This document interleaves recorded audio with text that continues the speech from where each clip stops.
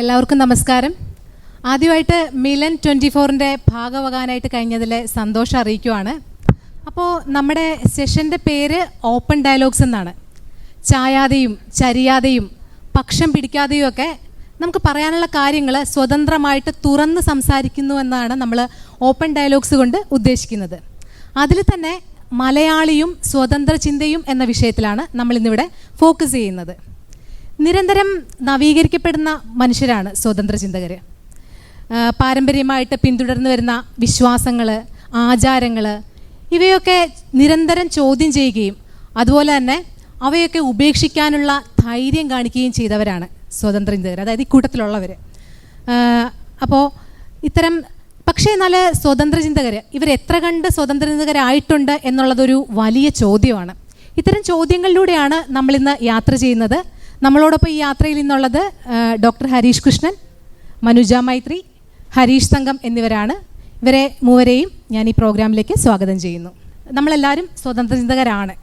പക്ഷേ ഏറ്റവും കൂടുതൽ തെറ്റിദ്ധരിക്കപ്പെട്ട അല്ലെങ്കിൽ ഇപ്പോഴും എല്ലാവരും തെറ്റിദ്ധരിക്കുന്ന ഒരു വാക്കാണ് സ്വതന്ത്ര ചിന്ത എന്നുള്ളത്. എന്താണ് ഈ സ്വതന്ത്ര ചിന്ത? മാത്രമല്ല, വ്യാഖ്യാന ഫാക്ടറികൾ ദിനം പ്രതി വ്യത്യസ്തവും വളരെ രസകരവുമായിട്ടുള്ള ഒരുപാട് നിർവചനങ്ങളൊക്കെ സ്വതന്ത്ര ചിന്തയ്ക്ക് പറയാറുണ്ട്. അപ്പോൾ തങ്കത്തിൻ്റെ കാഴ്ചപ്പാടിൽ എന്താണ് സ്വതന്ത്ര ചിന്ത? എല്ലാവർക്കും നമസ്കാരം. ആദ്യമേ തന്നെ ഈ മിലൻ 2024ൻ്റെ ഭാഗമാകാൻ സാധിച്ചതിലുള്ള സന്തോഷവും അതോടൊപ്പം തന്നെ ഈ വൈകിയ വേളയിലും ഈ ഒരു സ്വതന്ത്ര ചിന്താ സെമിനാറിന് അത് കേൾക്കുവാൻ വേണ്ടി വന്ന എല്ലാവരോടുമുള്ള സ്നേഹവും ഞാൻ അറിയിക്കുകയാണ്. അഞ്ജലി ചോദിച്ചത് വളരെ പ്രസക്തമായിട്ടുള്ള ഒരു ചോദ്യമാണ്. എന്താണ് സ്വതന്ത്ര ചിന്ത? ഒരു സ്വതന്ത്ര ചിന്തകൻ ആരാണ് എന്നുള്ളത്. അപ്പോൾ നമുക്കറിയാം, ഇത് നിർവചിക്കുക എന്നുള്ളത് വളരെ വലിയൊരു ഹെർക്കൂലിയൻ ടാസ്ക്കാണ്. അപ്പോൾ അങ്ങനെ ഒരു ഉദ്യമത്തിലേക്ക് നമ്മൾ എല്ലാത്തിനെയും കൃത്യമായി നിർവചനങ്ങൾ നൽകേണ്ടതുണ്ട്. അപ്പോൾ അത്തരമൊരു ഹെർക്കൂലിയൻ ടാസ്കിലേക്കാണ് നമ്മൾ പോകുന്നത് എന്നറിയാം. എന്നാൽ ഞാനൊന്ന് പറയാൻ ശ്രമിക്കുകയാണ്. ഇപ്പോൾ നമുക്കറിയാം, നമ്മൾ ആസ് എ സൊസൈറ്റി, നമ്മൾ സൊസൈറ്റിയിൽ ജീവിക്കുന്ന ആളുകളായതുകൊണ്ട് തന്നെ റൂസോ ഒക്കെ വർഷങ്ങൾക്ക് മുൻപ് പറഞ്ഞതുപോലെ തന്നെ നമ്മൾ സ്വതന്ത്രനായി ജനിക്കുന്നുണ്ടെങ്കിലും ചുറ്റുപാടും നമ്മൾ ചങ്ങലകളാൽ ബന്ധിക്കപ്പെട്ടിരിക്കുന്ന ആളുകളാണ്. ഇത്തരത്തിലുള്ള ഇൻവിസിബിൾ ചങ്ങലകൾ, നമുക്ക് ദൃശ്യമാകാത്ത ചങ്ങലകൾ നമുക്ക് ചുറ്റും കെട്ടിപ്പെട്ടിരിക്കുകയാണ്. അപ്പോൾ അത് മതത്തിൻ്റെ ചങ്ങലകളായിരിക്കാം, ജാതിയുടെ ചങ്ങലകളായിരിക്കാം, അല്ലെങ്കിൽ ഏതെങ്കിലും പ്രത്യയശാസ്ത്രത്തിൻ്റെ ചങ്ങലകളായിരിക്കാം, അല്ലെങ്കിൽ ഏതെങ്കിലും മതേതരമായിട്ടുള്ള അന്ധവിശ്വാസങ്ങളുടെ ചങ്ങലകളായിരിക്കാം. ഇത്തരം ചങ്ങലകളെയെല്ലാം പൊട്ടിച്ചെറിയാൻ ശ്രമിക്കുന്നവരും അതിനുവേണ്ടി ഓരോ സ്റ്റെപ്പുകളും അതിലേക്ക് പൊട്ടിച്ചെറിഞ്ഞുകൊണ്ടിരിക്കുന്നവരുമായിട്ടുള്ള ഒരു കൂട്ടം ആളുകളെയാണ്, ഒരു കൂട്ടം വ്യക്തികളെയാണ് നമ്മൾ സ്വതന്ത്ര ചിന്തകർ എന്ന പേരിൽ അഡ്രസ്സ് ചെയ്യുന്നത്. ഇപ്പം നമുക്കറിയാവുന്നതുപോലെ തന്നെ നമ്മൾക്ക് പല സ്ഥലങ്ങളിൽ നിന്നും പല ഇടങ്ങളിൽ നിന്നും കുറേ അവകാശവാദങ്ങൾ, കുറേ ക്ലെയിമുകൾ നമ്മൾ കേൾക്കാറുണ്ട്. അത് മതഗ്രന്ഥങ്ങളിൽ നിന്നാകാം, അത് ചില അധികാര ഘടനകളിൽ നിന്നാകാം, ചില പാരമ്പര്യ സ്രോതസ്സുകളിൽ നിന്നാകാം.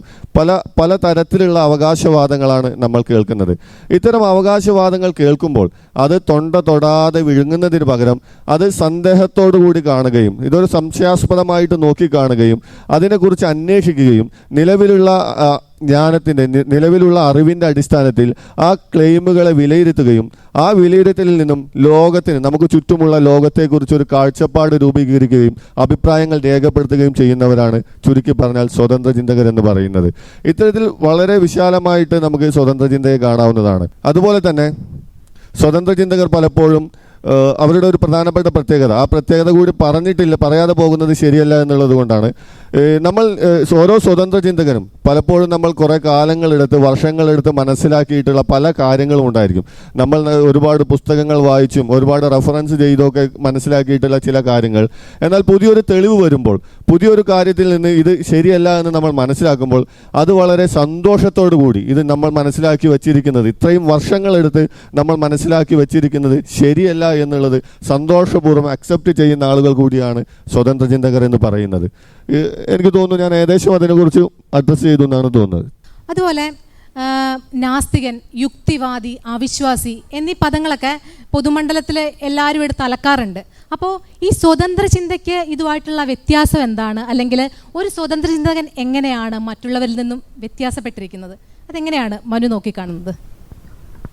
ആക്ച്വലി എല്ലാവർക്കും നമസ്കാരം. ഒരുപാട് നാളായി എസൻസിൻ്റെ ഒരു പരിപാടിക്ക് വന്നിട്ട് എല്ലാവരെയും കണ്ടതിൽ ഒരുപാട് സന്തോഷം. ഇങ്ങനൊരു വേദി തന്നതിൽ പാലക്കാട് എസൻസ് ഗ്ലോബലിൻ്റെ സംഘാടകരോടുള്ള നന്ദി അറിയിക്കുകയാണ്. വൈകിയ വേളയിലും കേൾക്കാനിരുന്നവരോടും സ്നേഹം. അപ്പോൾ ഒരു സ്വതന്ത്ര ചിന്തയെക്കുറിച്ച് അങ്ങനെ വലിയ രീതിയിൽ സംസാരിക്കാനുള്ളൊരു പ്രാഗൽഭ്യമുള്ള ഒരാളൊന്നും ആണെന്ന് ഞാൻ സ്വയം അവകാശപ്പെടുന്നു. നമുക്കൊരു ചർച്ചയിലൂടെ അതിൻ്റെ കാര്യങ്ങളിലേക്ക് എത്താം. എന്നാൽ പോലും ഒരു സ്വതന്ത്ര ചിന്തകൻ ഒരു യുക്തിവാദിയിൽ നിന്നോ അല്ലെങ്കിൽ കമ്മ്യൂണിസ്റ്റുകാരിൽ നിന്നോ ഒക്കെ അല്ലെങ്കിൽ ഈ പറയപ്പെടുന്ന സോക്കോൾഡ് പുരോഗമനവാദിയിൽ നിന്നോ വ്യത്യസ്തമാകുന്നത് എങ്ങനെയാണെന്നാണ് അഞ്ജലി ചോദിക്കുന്നത്. അല്ലെങ്കിൽ എങ്ങനെയാണ് നമ്മുടെയൊക്കെ സവിശേഷത എന്നാണ്. അഞ്ജലി തന്ന ചോദ്യം ഞാനൊന്ന് റീഫ്രെയിം ചെയ്യുകയാണ്. എന്തുകൊണ്ട് നമ്മൾ സ്വതന്ത്ര ചിന്തകർ എന്ന് വിശേഷിപ്പിക്കപ്പെടുന്നു? അതായിരിക്കും കുറച്ചുകൂടെ ബെറ്റർ എന്ന് തോന്നുന്നു അല്ലേ? അപ്പോൾ ഒരു വ്യക്തി സ്വതന്ത്ര ചിന്തകനാകുമ്പോൾ എനിക്ക് ആദ്യം പറയാനുള്ളത്, ഞാനൊരു സ്വതന്ത്ര ചിന്തകയാണെന്ന് അവകാശപ്പെടുന്ന ഒരു വ്യക്തിയാണ്. നമുക്കറിയാം നമ്മുടെ സമൂഹത്തിൽ എല്ലാ തരത്തിലും കാലിൽ ഇങ്ങനെ ചങ്ങല കെട്ടിയേക്കുന്ന പോലെ അല്ലെങ്കിൽ ലഗേജുകൾ ഒരുപാട് താങ്ങിക്കൊണ്ട് നടക്കുന്ന ആളുകൾ മതത്തിൻ്റെ, മതേതരമായ അന്ധവിശ്വാസങ്ങളുടെ, ഏതെങ്കിലും പാർട്ടിയുടെ പ്രത്യയശാസ്ത്രങ്ങളുടെ, അല്ലെങ്കിൽ ഇമോഷണലായി വരുന്ന കുറേയധികം ബാധ്യതകളുടെ, അങ്ങനെ കുറേയധികം ലഗേജസ് തോൾ കൊണ്ട് നടക്കുന്ന ആളുകളാണ് ഭൂരിപക്ഷം ആളുകളും. സോക്കോൾഡ് യുക്തിവാദികൾ അവർ ചെയ്തിട്ടുള്ള കാര്യങ്ങളെയൊക്കെ മാനിച്ച് നിർത്തിക്കൊണ്ട് തന്നെ പറയട്ടെ, ഏതെങ്കിലും യുക്തിവാദി സംഘടനകളിൽപ്പെട്ട ആളുകൾ അല്ലെങ്കിൽ അവരേതെങ്കിലും തരത്തിൽ മതേതര അന്ധവിശ്വാസങ്ങളെ പുൽകുന്ന ആളുകളായിരിക്കും. അവർ ഹോമിയോയെ, ആയുർവേദത്തെ, കപട വൈദ്യത്തെ, സിദ്ധവൈദ്യത്തെ പ്രൊമോട്ട് ചെയ്യുക അല്ലെങ്കിൽ അതൊന്നും വലിയ കുഴപ്പമില്ല എന്ന് പറഞ്ഞുകൊണ്ട് തലോടി തഴുകുന്ന ആളുകളായിരിക്കും.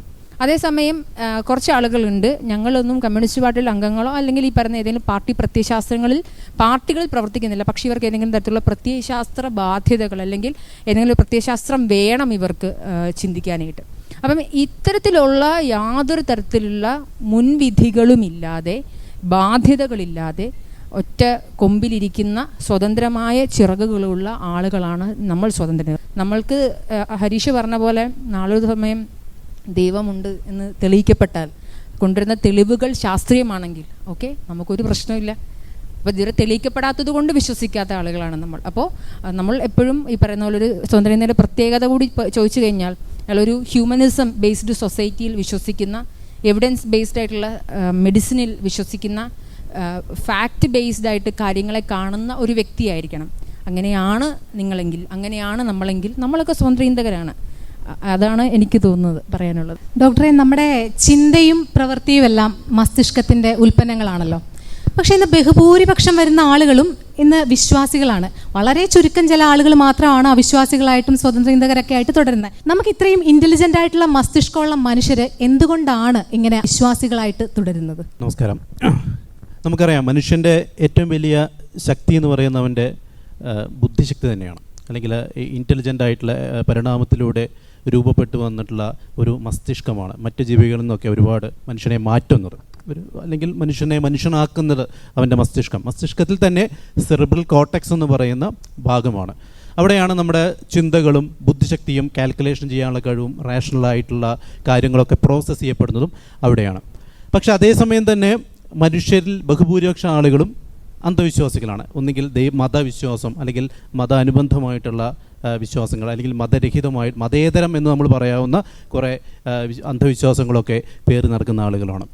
ഇതിൻ്റെ കാരണമെന്ന് പറയുന്നത്, നമ്മുടെ മസ്തിഷ്കം ബേസിക്കലി ശാസ്ത്രീയമായൊരു ചിന്താരീതിയെ പ്രൊമോട്ട് ചെയ്യുന്നൊരു മസ്തിഷ്കമാണ് ബൈ ഡിഫോൾട്ട് എന്ന് പറയാൻ പറ്റില്ല. നമ്മൾ ട്രെയിൻ ചെയ്തെടുത്താൽ മാത്രമേ അത് സാധ്യമാവുള്ളൂ. അല്ലെങ്കിൽ ഒരുപാട് യുക്തിയുടെ തന്നെ ഒരുപാട് ചതിക്കുഴികളുണ്ട്, അതിലൊക്കെ നമ്മൾ വീണ് പോകും. ഇപ്പോൾ ഫാലസികൾ, ലോജിക്കൽ ഫാലസികൾ എന്ന് പറയുന്നത്, ഫോർ എക്സാമ്പിൾ അനക്ഡോട്ടൽ എവിഡൻസുകൾ. ഇപ്പോൾ ഒരു വ്യക്തി പറയാണ്, ഇന്ന വൈദ്യൻ്റെ അടുത്ത് പോയി ഇന്ന മരുന്ന് കഴിച്ചപ്പോൾ എൻ്റെ മഞ്ഞപ്പിത്തം മാറി. അപ്പോൾ നമ്മൾ കൺക്ലൂഡ് ചെയ്യുന്നത് എന്താണ്? ഇന്ന ചികിത്സ ഫലപ്രദമാണ്.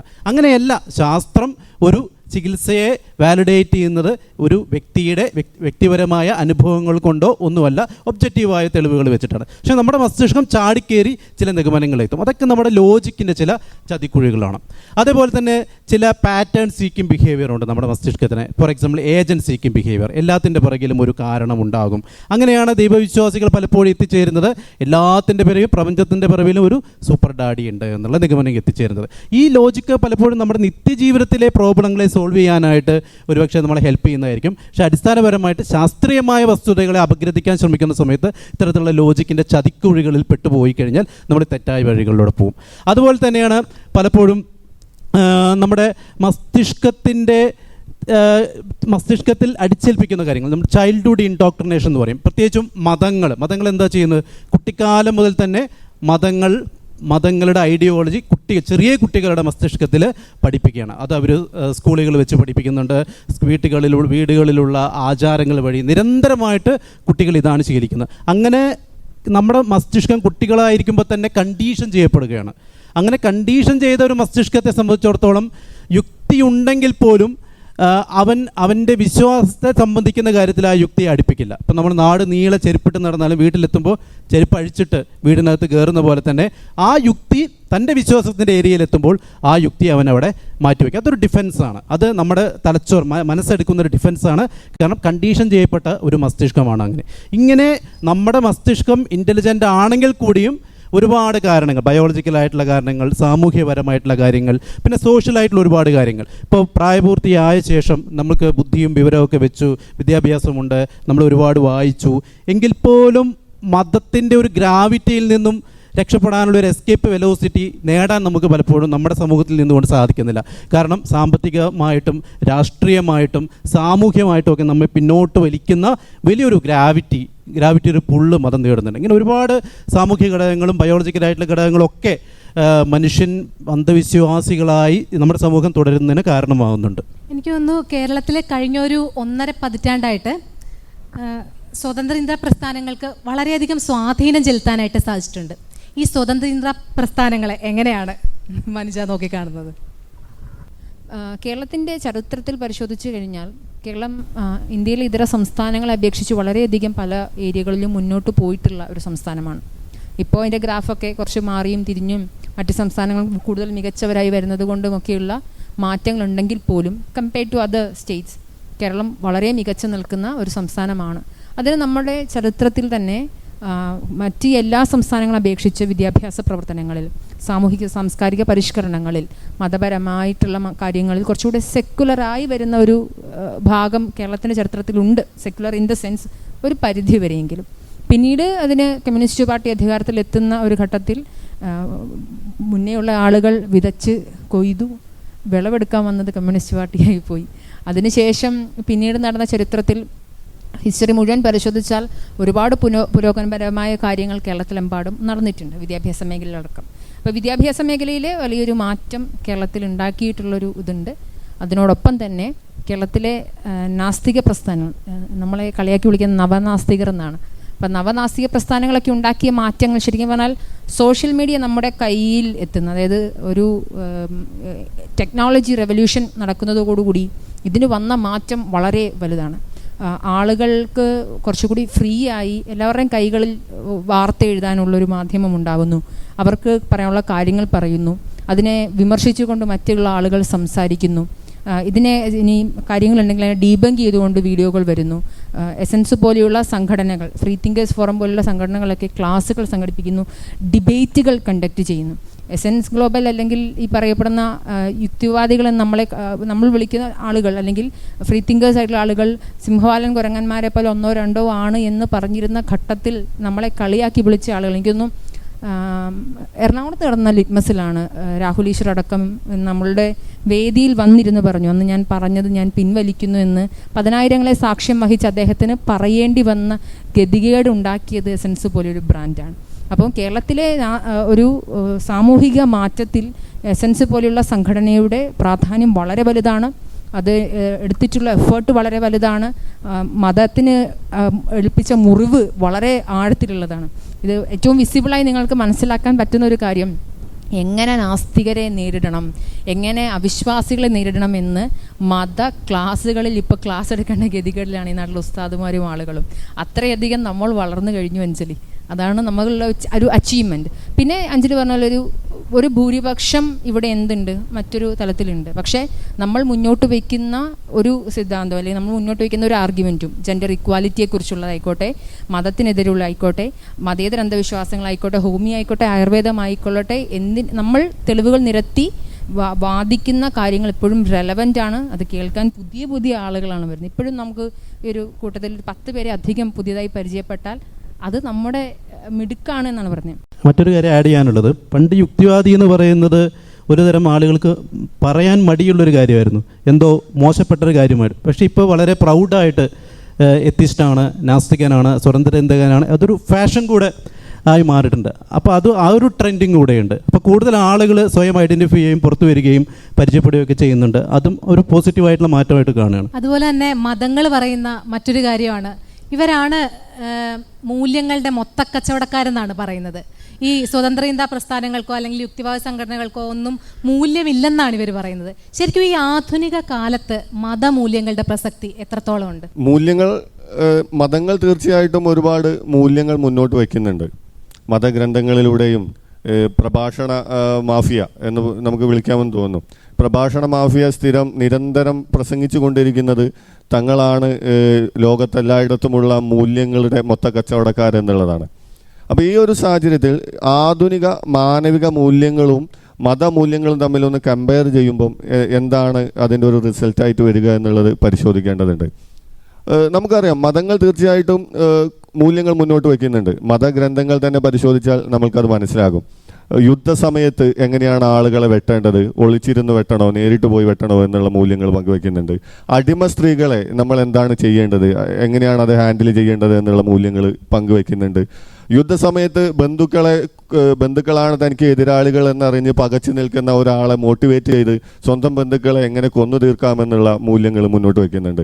അങ്ങനെ നിരവധി മൂല്യങ്ങൾ മതങ്ങൾ മുന്നോട്ട് വയ്ക്കുന്നുണ്ട്. തീർച്ചയാണ് അത് ഇന്നത്തെ സമൂഹത്തിന് എത്രമാത്രം അക്സെപ്റ്റബിൾ ആകുമെന്ന് നമ്മൾ തിരിഞ്ഞു നോക്കുമ്പോൾ നമുക്കത് മോശമെന്നേ പറയാൻ പറ്റുള്ളൂ. അതുപോലെ മതങ്ങൾ മുന്നോട്ട് വയ്ക്കുന്ന മറ്റൊരു യൂണിവേഴ്സൽ മൂല്യങ്ങൾ കുറച്ച് മതങ്ങൾ മുന്നോട്ട് വയ്ക്കുന്നുണ്ട്. സ്നേഹം, അനുകമ്പ, ദയ എന്നൊക്കെ പേരിലാണ്. ഇനിയിപ്പോൾ അതൊന്നും ഇല്ലെങ്കിലും പ്രഭാഷണ മാഫിയ ഇവിടെ വളരെ റെഡിയാണ്. അവർ വ്യാഖ്യാന ഫാക്ടറിയിലിട്ട് തിരിച്ചുകൊണ്ട് ഇത് ദയയെക്കുറിച്ചാണ് പറയുന്നത്, ഇത് സ്നേഹത്തെക്കുറിച്ചാണ് പറയുന്നത്.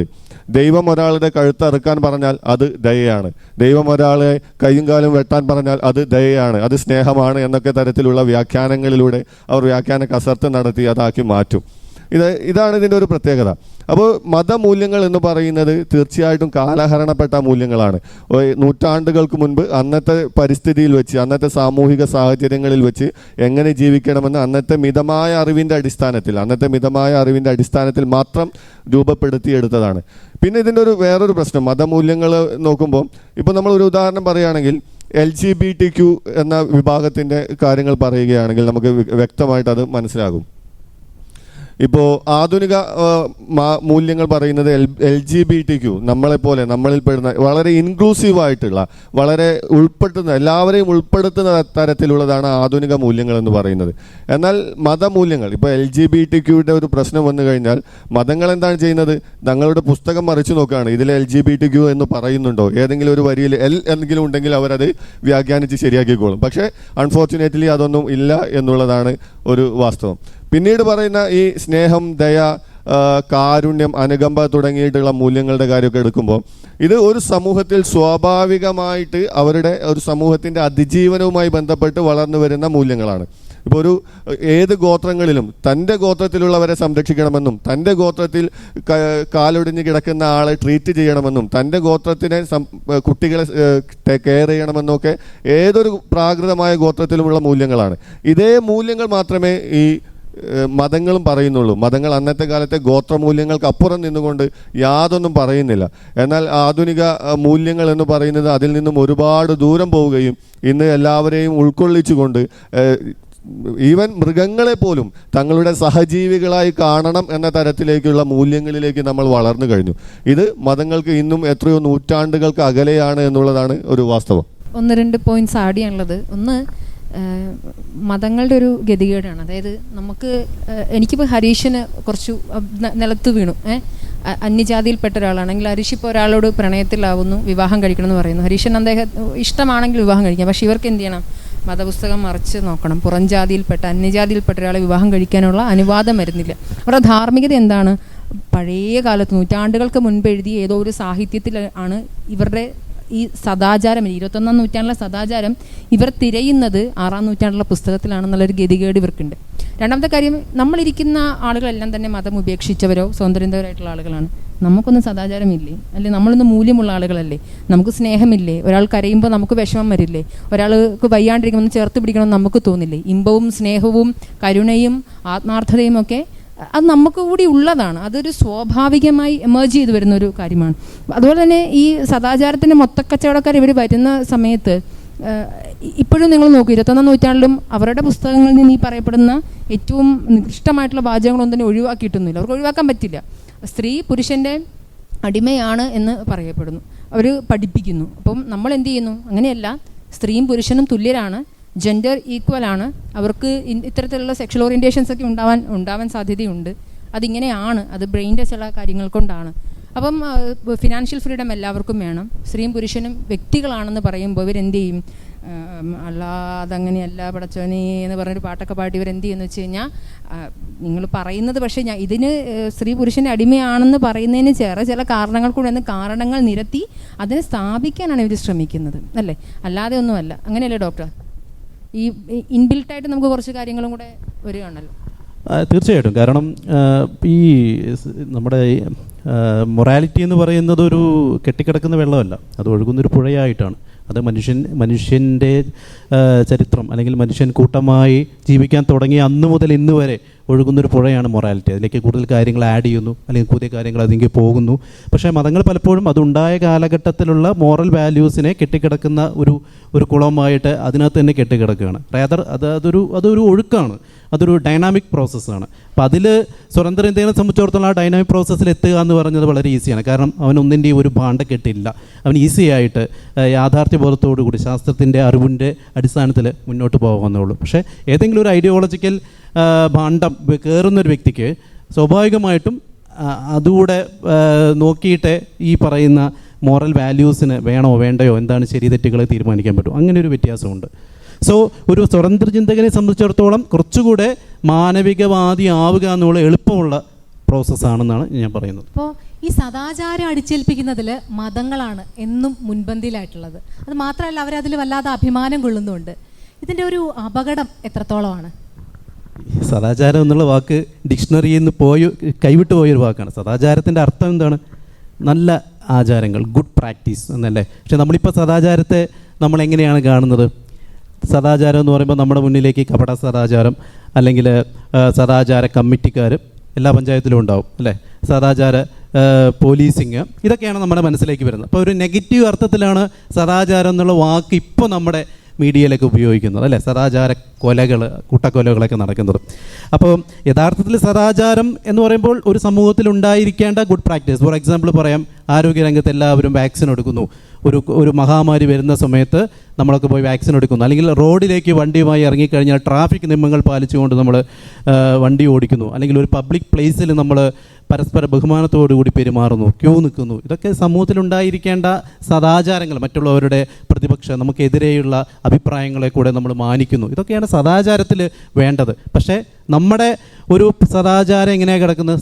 പെൺകുട്ടികളെ എത്ര ഇറക്കമുള്ള ഡ്രസ്സ് ഇടാം, അല്ലെങ്കിൽ ആൺ-പെൺ ബന്ധങ്ങളിൽ എത്രത്തോളം അടുത്ത് ഇടപഴകാം, പൊതുസ്ഥലത്ത് കെട്ടിപ്പിടിക്കാൻ പറ്റുമോ, പൊതുസ്ഥലത്ത് ചുംബിച്ചാൽ പ്രശ്നമാണോ, അല്ലെങ്കിൽ വിവാഹപൂർവ്വ ബന്ധങ്ങൾ ശരിയാണോ തെറ്റാണോ, ഇത്തരത്തിലുള്ള ലൈംഗികതയിൽ ഫോക്കസ് ചെയ്തുകൊണ്ട് മാത്രമാണ്, അല്ലെങ്കിൽ അതിലുള്ള നിഷ്കർഷകൾ വെച്ചുകൊണ്ട് മാത്രമാണ് നമ്മുടെ ഇവിടുത്തെ സദാചാരം പ്രാക്ടീസ് ചെയ്യുക. അതുകൊണ്ട് എല്ലാവർക്കും അതിനകത്ത് ഭയങ്കര ഇൻട്രസ്റ്റ് ആണ് ഈ കാര്യങ്ങൾ, സദാചാരത്തിൻ്റെ കാര്യങ്ങളിലൊക്കെ. അടിസ്ഥാനപരമായിട്ട് നമ്മൾ കുറച്ചുകൂടെ വൈഡർ പെർസ്പെക്റ്റീവിൽ അത് കാണണം. നല്ലൊരു വാക്കാണ്, അതിനിങ്ങനെ വികലപ്പെടുത്തി ഉപയോഗിക്കരുത്. ഇത്തരത്തിലുള്ള നിഷ്കർഷകളൊക്കെ വരുന്നത് പരമ്പരാഗതമായിട്ടുള്ള ഗോത്ര ചിന്തയിൽ നിന്ന് തന്നെയാണ്. പ്രത്യേകിച്ച് സ്ത്രീകളുമായി ബന്ധപ്പെട്ടിട്ടുള്ള കാര്യങ്ങൾ, ഒരുപാട് സ്ത്രീകളെ കൺട്രോൾ ചെയ്യുന്ന നിയമങ്ങളാണ് പരമ്പരാഗതമായി തന്നെ ഉണ്ടായിരുന്നത്. ഇപ്പോഴും അത് മതങ്ങളും അല്ലെങ്കിൽ പലപ്പോഴും ഈ ഗോത്രബോധത്തിൻ്റെ ആ ഒരു വിട്ടുമാറാത്ത ആളുകൾ ഇപ്പോഴും അത് തന്നെയാണ് നിഷ്കർഷിച്ചുകൊണ്ടിരിക്കുന്നത്. നമ്മൾ കുറച്ചുകൂടെ വൈഡർ പെർസ്പെക്റ്റീവിൽ ഈ പറയുന്ന സദാചാരം നമ്മൾ കുറച്ചുകൂടെ ആധുനിക മൂല്യങ്ങളിലേക്ക് മാറുക എന്നുള്ളതാണ് ഉദ്ദേശിക്കുന്നത്. അതായത് ഇപ്പോൾ ജനാധിപത്യം, നമ്മളൊക്കെ ജനാധിപത്യ രാജ്യത്താണ് ജീവിക്കുന്നത്. പക്ഷേ ഇപ്പോഴും നമ്മൾ ജനാധിപത്യ സമൂഹമായി പൂർണ്ണമായി പരിവർത്തനം ചെയ്യപ്പെടാത്തൊരു സമൂഹമാണ്. അപ്പോൾ അവിടേക്കാണ് അംബേദ്കറിൻ്റെ ഒരു ബ്രില്യൻസ് അതാണ്. ആ കാലഘട്ടത്തിൽ ഇന്ത്യക്ക് ഒരു ജനാധിപത്യ ഒരു ഭരണഘടന സംവിധാനം കൊണ്ടുവന്നു. പക്ഷേ നമ്മളിപ്പോഴും ജനാധിപത്യത്തിൻ്റെ പൂർണ്ണമായ സംസ്കാരം എത്തിയിട്ടില്ല, കൾച്ചറലി നമുക്ക് എത്താൻ കഴിഞ്ഞിട്ടില്ല. അതിനൊക്കെ വികാരം നിൽക്കുന്നത് നമ്മുടെ മതപരത തന്നെയാണ്. അതുപോലെ തന്നെ സെക്യുലറിസം പോലെയുള്ള മതനിരപേക്ഷത എല്ലാ രീതിയിലുള്ള വ്യത്യസ്ത അഭിപ്രായങ്ങളുള്ള ആളുകൾക്കും നമ്മൾ സ്വാതന്ത്ര്യം കൊടുക്കുകയാണ്. അവർക്ക് അവരുടെ വ്യക്തിപരമായിട്ടുള്ള വിശ്വാസങ്ങളിൽ അഭിമുഖിക്കാനുള്ള സ്വാതന്ത്ര്യമുണ്ട്. പക്ഷേ പൊതു ഇടങ്ങളിലും സ്റ്റേറ്റിനും അത്തരത്തിലുള്ള ഏതെങ്കിലും പ്രത്യേക രീതിയിലുള്ള മതത്തിനോടോ ഐഡിയോളജിയോടോ യാതൊരു പ്രതിപത്തിയുമില്ല. അത് സെക്കുലറാണ്, അല്ലെങ്കിൽ നമ്മുടെ സമൂഹം സെക്കുലറായിട്ട് മാറണം. ജെൻഡർ ഇക്വാലിറ്റി പോലുള്ള കാര്യങ്ങൾ, LGBTQ കമ്മ്യൂണിറ്റിയോടുള്ള നിലപാട്, ഇത്തരത്തിലുള്ള കാര്യങ്ങളിലാണ് നമുക്ക് മൂല്യങ്ങളിലേക്ക് മാറേണ്ടത്. പക്ഷേ നിർഭാഗ്യവശാൽ നമ്മുടെ മൂല്യവ്യവസ്ഥ എവിടെയോ കെട്ടിക്കിടക്കുകയാണ്. ഇതാണ് ഈ സദാചാരവുമായി ബന്ധപ്പെട്ട് ഉള്ളൊരു പ്രശ്നമായിട്ട് എനിക്ക് തോന്നുന്നത്. ഈ ഓർക്കുന്നുണ്ടോ, ഈ സെക്സ് എഡ്യൂക്കേഷൻ നടപ്പിലാക്കും എന്ന് സർക്കാർ വെറുതെ പറയുന്നു. ഇവിടുത്തെ സംഘടനകൾ, സാമുദായിക സംഘടനകളെല്ലാം പ്രതിഷേധവുമായി രംഗത്ത് വരുന്നു. സെക്സ് എഡ്യൂക്കേഷൻ നിർത്തി, ആർക്കും എഡ്യൂക്കേറ്റ് ചെയ്യേണ്ട എന്ന അവസ്ഥയിലേക്ക് വരുന്നു. ജെൻഡർ ഇക്വാലിറ്റിയുടെ ന്യൂട്രൽ യൂണിഫോം ആയിരുന്നു. ഞാൻ ജെൻഡർ ന്യൂട്രൽ യൂണിഫോമിനെ അംഗീകരിക്കുന്ന ആളല്ല. എന്നിട്ട് പോലെ ഒരു മാറ്റത്തിൻ്റെ കാര്യമാണെന്ന് പറയുന്നു. സാമുദായിക സംഘടനകൾ സംഘടിക്കുന്നു, മാർച്ച് നടത്തുന്നു, യൂണിഫോം നിർത്തലാക്കുന്നു. ഇതുപോലെ സമൂഹത്തിൽ, അതായത് കാലിലിങ്ങനെ നമുക്ക്, ഞാൻ ആദ്യം പറഞ്ഞ ലഗേജ് അല്ലെങ്കിൽ കാലിലൊരു വലിയ ചങ്ങലയും അതിൽ പുറത്തൊരു വലിയ വെയിറ്റും എടുത്ത് വെച്ചിട്ട് നമ്മളിങ്ങനെ എഴഞ്ഞ് നടക്കണം. ഞാൻ പറഞ്ഞ എനിക്ക് തോന്നുന്നു അതുമായിട്ട് കണക്ട് ചെയ്യും. കുട്ടികൾ പുറത്തു പോകുന്നതിനായിട്ട് കണക്ട് ചെയ്യാൻ വേണ്ടി പറ്റും. എന്തുകൊണ്ട് കുറച്ചുകൂടെ ഫ്രീഡം ഉള്ള സ്ഥലത്തേക്ക് ആളുകൾ പോകുന്നു വെച്ചാൽ ആളുകൾക്ക് വേണ്ടുന്ന സ്വാതന്ത്ര്യമാണ്, ഇൻഡിവിജ്വൽ ഫ്രീഡമാണ്. അതിവിടെ കിട്ടുന്നുമില്ല, കൊടുക്കാനൊട്ട് പറ്റുന്നുമില്ല. കൊടുത്തു കഴിഞ്ഞാൽ വോട്ട് ബാങ്കിന് പ്രശ്നം വരും.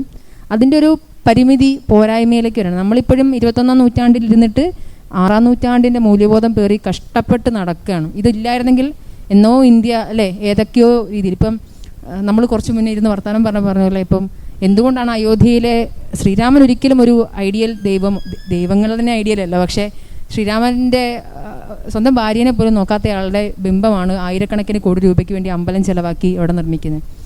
ഒരിക്കൽ പോലും വിവേകാനന്ദൻ പോയി തൊടാത്ത പാറയിൽ പോയിരുന്ന് ഇന്ത്യയുടെ ലോകത്തിലെ ഏറ്റവും വലിയ ജനാധിപത്യ രാഷ്ട്രത്തിൻ്റെ പ്രധാനമന്ത്രി പോയിരുന്ന് പൂജയിരിക്കുകയാണ് 3 ദിവസം. അല്ലെങ്കിൽ അവിടെ പോയി എന്താ പറയുക, ഗോഡ്സില്ലേനെ പോലെ വേഷം കെട്ട് നടക്കുകയാണ്.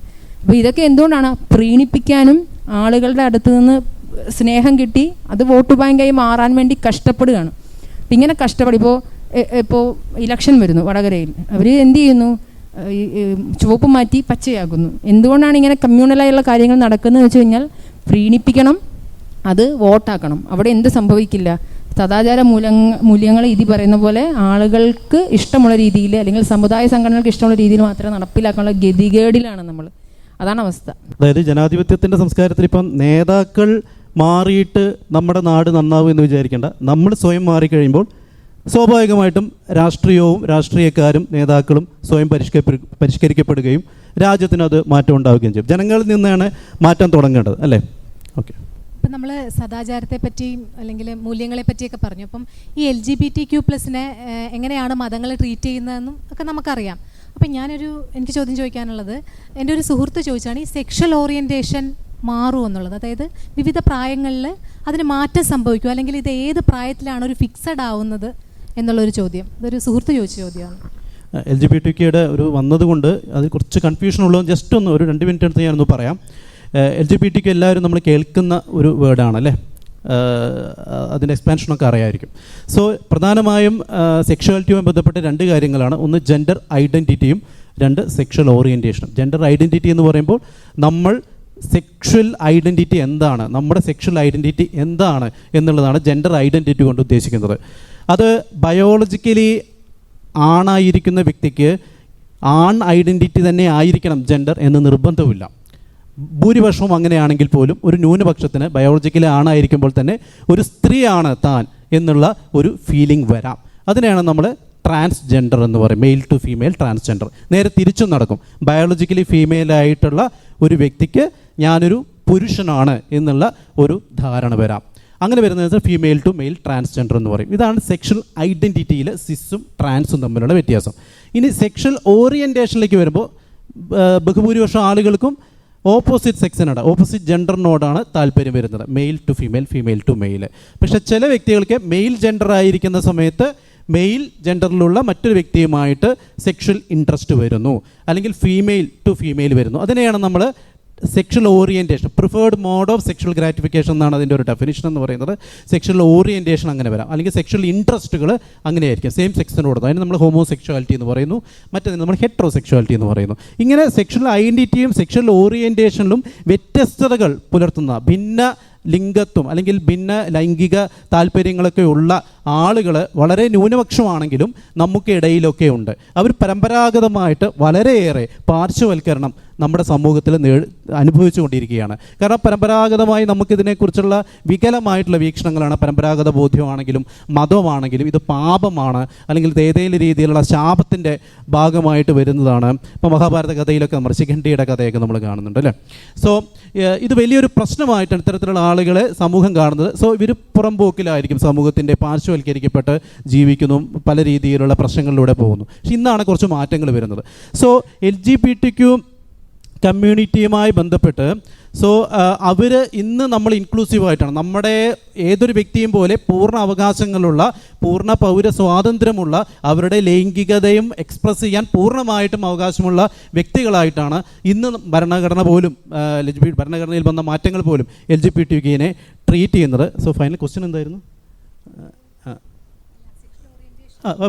ചേഞ്ച് ചെയ്യാവുന്നുള്ള കാര്യം. സോ ഈ ജെൻഡർ ഐഡൻറ്റിറ്റിയിലും ഈ സെക്ഷൽ ഓറിയൻറ്റേഷനിലും യൂഷ്വലി അത് പ്രായപൂർത്തിയാവുന്നതോടുകൂടി, കുട്ടിക്കാലമൊക്കെ കഴിഞ്ഞ് കൗമാര കാലഘട്ടത്തിലൂടെ കടന്ന് നമ്മളൊരു അഡൽട്ട്ഹുഡ് ആവുന്നതോടുകൂടിയാണ് മിക്ക വ്യക്തികളിലും ഇത് ഫിക്സഡ് ആവുന്നതെന്നാണ് പറയുന്നത്. പ്രായപൂർത്തിയാവുന്നതോടെ അപ്പോൾ നമ്മുടെയൊക്കെ പേഴ്സണാലിറ്റിയിലൊക്കെ വരുന്ന ഒരു ഫിക്സിറ്റി വരുന്ന പോലെ തന്നെ ഇതിനകത്ത് ഫിക്സിറ്റി വരുന്നു എന്നാണ് പറയുന്നത്. പക്ഷേ ചില വ്യക്തികളെങ്കിലും ഈ കാര്യങ്ങൾ ഫ്ലൂയിഡ് ആയിരിക്കാം. അതായത് ജെൻഡർ ഐഡൻറ്റിറ്റി തന്നെ ചില വ്യക്തികളിൽ, ഇപ്പോൾ ട്രാൻസ്ജെൻഡറായ വ്യക്തിയിൽ തന്നെ ചില ഫ്ലൂയിഡിറ്റി, ചില സമയത്ത് അയാൾക്കത് ട്രാൻസ് എന്ന് തോന്നാം, ചിലപ്പോൾ അയാൾക്ക് അതേ സെക്സിലുള്ള ആളായിട്ട് തന്നെ തോന്നാം. അങ്ങനെ ചില ഫ്ലൂയിഡ് ആയിട്ടുള്ള ആളുകളും ഉണ്ടാവും. അതുപോലെ തന്നെ സെക്ഷൽ ഓറിയൻറ്റേഷനിലും ചില ഫ്ലൂയിഡിറ്റി, അതായത് ചില സമയത്ത് ഹോമോസെക്ഷൽ താല്പര്യങ്ങളുള്ള വ്യക്തി ചില സമയത്ത് ഹെട്രോസെക്ഷൽ ആയിരിക്കാം, മറ്റൊരു സമയത്ത് ഹോമോസെക്ഷുവാലിറ്റി വരാം. അങ്ങനെ ചില കാലഘട്ടങ്ങൾ മാറി മാറി വരുന്ന ചില, അതിന് നമ്മൾ ഫ്ലൂയിഡ് എന്ന് പറയുന്നത്. ഇങ്ങനെ ഇതും സാധ്യമാണ്, വളരെ ന്യൂനപക്ഷം ആളുകളിലും ഇതും സാധ്യമാണെന്നാണ് പറയുന്നത്. പിന്നെ ചില വ്യക്തികൾ ബൈസെക്ഷൽ എന്ന് പറയുന്ന, അതായത് ഒരേ സമയം തന്നെ സെയിം സെക്സിനോടും ഓപ്പോസിറ്റ് സെക്സിനോടും ഉള്ള താല്പര്യങ്ങൾ നിലനിർത്തുന്ന ആളുകൾ, അവർക്ക് തന്നെ ചില പ്രത്യേക സാഹചര്യങ്ങളിൽ അത് മാറിക്കൊണ്ടിരിക്കാം. സോ ഇങ്ങനെയൊക്കെയുള്ള ചില കാര്യങ്ങൾ കൂടെ ഇതുമായി ബന്ധപ്പെട്ടുണ്ട്. ഇവൻ്റെ ഒരുപാട് പഠനങ്ങൾ അതിൻ്റെ മേഖലയിൽ വന്നുകൊണ്ടിരിക്കുന്നേ ഉള്ളൂ, ഒരുപാട് അറിവുകൾ വരാനിരിക്കുന്നേ ഉള്ളൂ. എങ്കിലും ആധുനിക മൂല്യവ്യവസ്ഥയിൽ നമ്മൾ ഇവരെല്ലാം പൂർണ്ണ അവകാശങ്ങളുള്ള മനുഷ്യരായിട്ടാണ്, ഇതൊരു രോഗാവസ്ഥയായിട്ട് ഒരിക്കലും കാണുന്നില്ല.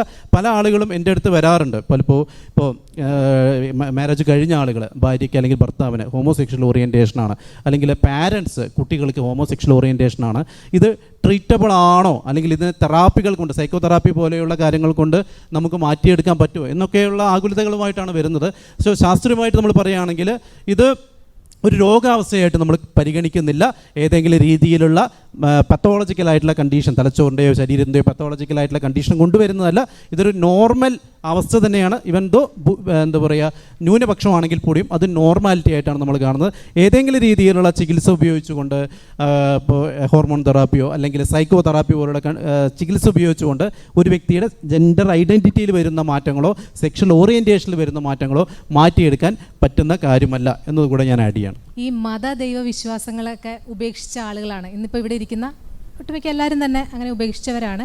പക്ഷേ ഇവർ ചില പ്രത്യേക സാഹചര്യങ്ങളിലൊക്കെ സമൂഹത്തിൻ്റെയും കുടുംബത്തിൻ്റെയും ഒക്കെ നിർബന്ധത്തിനൊക്കെ വഴങ്ങിയിട്ട് പല കാര്യങ്ങളിലും വിട്ടുവീഴ്ച ചെയ്യേണ്ടി വരുന്നുണ്ട്. ഇപ്പോൾ ഉദാഹരണത്തിന് വിവാഹം, അതുപോലെ മരണാനന്തര ചടങ്ങുകൾ, പിന്നെ കുട്ടികളുമായിട്ട് ബന്ധപ്പെട്ട കാര്യങ്ങൾ. ചിലപ്പം പാർട്ട്ണറിൽ ഒരാൾ വിശ്വാസിയായിരിക്കാം, മറ്റേയാൾ അവിശ്വാസിയായിരിക്കാം. ഇതെനിക്ക് തോന്നുന്നു ഇവിടെ ഇരിക്കുന്ന എല്ലാവരുമൊക്കെ ഏതെങ്കിലുമൊക്കെ ഒരു ഘട്ടത്തിൽ ഈ ഒരു പ്രശ്നം അഭിമുഖീകരിച്ചിട്ടുണ്ടെന്നാണ് എനിക്ക് തോന്നുന്നത്. അപ്പം നമുക്ക് വരുന്ന ഇത്തരം പ്രതിസന്ധികളെ നമുക്ക് എങ്ങനെ തരണം ചെയ്യാനായിട്ട് സാധിക്കും? നല്ലൊരു ചോദ്യമാണ്. എന്നെ സംബന്ധിച്ചൊരു ഉത്തരം പറഞ്ഞു കഴിഞ്ഞാൽ, മതത്തിൽ നിന്ന് എത്ര മാറി നിൽക്കുന്നോ അത്ര നല്ലതാണ്. ഓക്കെ, നമുക്ക് കറ പുരളാത്തതാണ് എപ്പോഴും നല്ലതല്ലേ.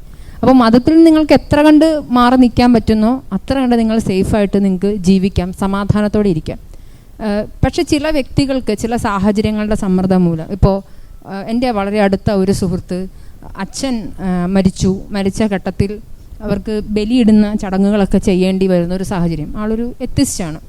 പക്ഷേ അൺഫോർച്ചുനേറ്റ്ലി എന്ത് ചെയ്യാണ്, അമ്മ നിന്ന് കരഞ്ഞു പറയുമ്പോൾ ഇട്ടു പോകുന്നൊരു സിറ്റുവേഷൻ. അതൊരു അമ്മ നിന്ന് കരയുന്നു, അല്ലെങ്കിൽ എനിക്ക് സ്വസ്ഥത ഉണ്ടാവില്ല എന്ന് പറഞ്ഞ സമയത്ത് ചില ആളുകൾക്ക് എന്ത് ചെയ്യാൻ പറ്റും, അതിൻ്റെ മനക്കട്ടിയൊക്കെ വെച്ചിട്ട് വേണമെങ്കിൽ അതിനെ ഓവർകം ചെയ്ത് പോകാനായിട്ട് പറ്റും.